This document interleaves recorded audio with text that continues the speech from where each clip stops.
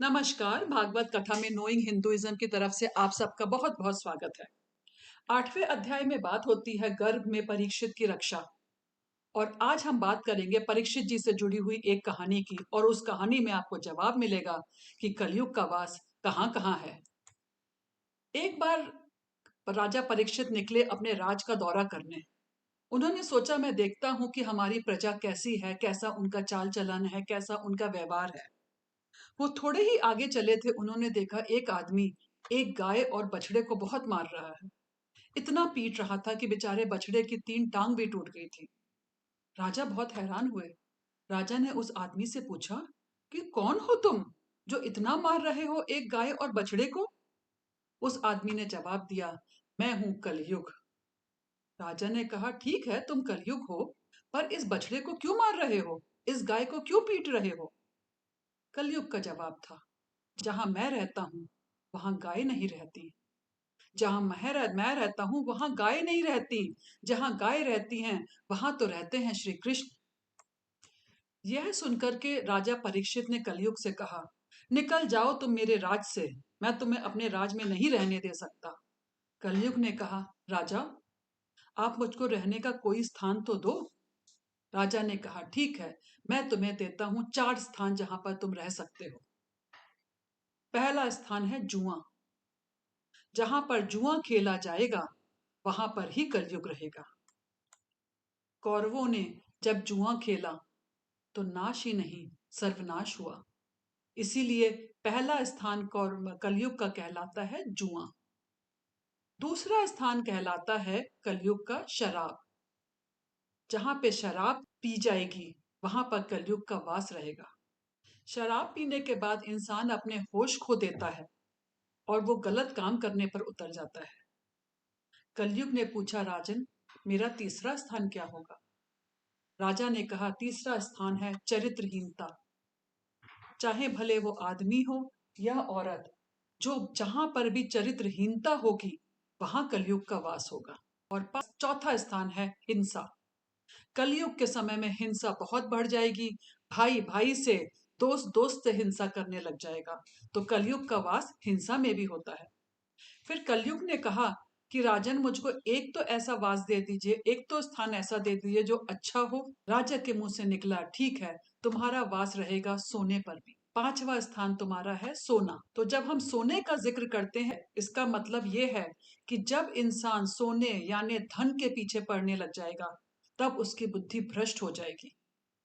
जब कलयुग में इंसान सोने के पीछे, धन के पीछे पागलों की तरह दौड़ेगा, तब उसकी इंसान की मति है वो मारी जाएगी और वो गलत कर्मों में लग जाएगा। उसके बाद जब परीक्षित जी ने कलयुग को बोल दिया कि तुम इन 5 स्थानों में रहो, और वो अपने महल में आते हैं, तो वो कोषागार में जाकर के देखते हैं कि एक बहुत ही सुंदर जड़ाऊ सोने का मुकुट रखा हुआ है, और वो उस मुकुट को पहन लेते हैं। उस मुकुट को पहन करके वो जाते हैं अपने राज्य में, जंगल में शिकार करने। जब वो शिकार करने गए होते हैं तो देखते हैं एक ऋषि एक अपने आश्रम में बहुत ही मग्न होकर के अपनी आश्रम में बैठे हुए हैं, अपने ध्यान में लीन हैं। ये जो आश्रम था, ये था आश्रम शमीक ऋषि का। शमीक ऋषि जी अपने ध्यान में बहुत ही मग्न थे और उन्होंने ध्यान नहीं दिया कि राजा परीक्षित आए। पर क्योंकि राजा परीक्षित जी ने सोने का मुकुट पहना हुआ था, उनके सिर में कलयुग समाया हुआ था और उनकी उस समय बुद्धि भ्रष्ट हो चुकी थी। उन्होंने देखा और उन्होंने कहा कि राजा शमीक ने मेरा स्वागत नहीं किया। गुस्से में आकर उन्होंने एक मरे हुए सर्प को उनके गले में डाल दिया। जैसे ही उन्होंने मरे हुए सर्प को ऋषि शमीक के गले में डाला, ऋषि शमीक के बेटे को बहुत गुस्सा आया और उन्होंने ये श्राप दे दिया राजा परीक्षित को कि अगले 7 दिनों के अंदर आप सर्प दंश से मर जाएंगे, आपकी मौत होगी, यही आपका श्राप है। यह सुनकर के राजा परीक्षित जब अपने महल में वापस आए और जैसे ही उन्होंने मुकुट उतारा, उनकी बुद्धि जागृत हुई और उनको लगा कि उन्होंने कितना गलत काम कर लिया। उनको बहुत ही पश्चाताप हुआ। तो इस कहानी से हमको समझ में आता है कि कलयुग का वास कहाँ कहाँ है। कलयुग का वास अगर हम जुआ खेलेंगे, शराब पिएंगे, हिंसा करेंगे, चरित्रहीनता दिखाएंगे, गलत काम से जमा हुआ धन लेंगे, गलत चीजों में इस्तेमाल करेंगे, तब हमारी बुद्धि भ्रष्ट होएगी ही होएगी।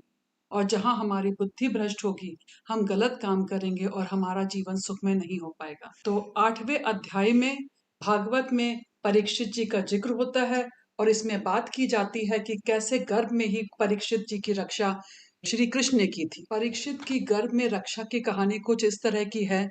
एक बार कृष्ण जी जब अपने लोग जाने के लिए तैयार थे, तब उन्होंने देखा उत्तरा उनके पास आई भागी भागी और उन्होंने कहा, आप मेरी रक्षा कीजिए, आप मेरी रक्षा कीजिए, क्योंकि यहाँ पर सभी लोग मेरे पीछे पड़े हुए हैं। आप सर्वशक्तिमान हैं। यह दहकते हुए लोहे के बाढ़ मेरी ओर दौड़े चले आ रहे हैं। ये भले ही मुझे जला डालें, परंतु मेरे गर्भ को नष्ट ना करें। ऐसी कृपा कीजिए। सूत जी कहते हैं कि भगवान श्री कृष्ण उनकी बात सुनते ही समझ गए कि ये अश्वत्थामा ने पांडवों के वंश को निर्बीज करने के लिए ब्रह्मास्त्र का प्रयोग किया है। श्री कृष्ण, जो समस्त प्राणियों के हृदय में विराजमान आत्मा हैं, उन्होंने उत्तरा के गर्भ को पांडवों की वंश परंपरा चलाने के लिए अपनी माया के कवच से ढक दिया और इस प्रकार उत्तरा के गर्भ में परीक्षित की रक्षा हुई।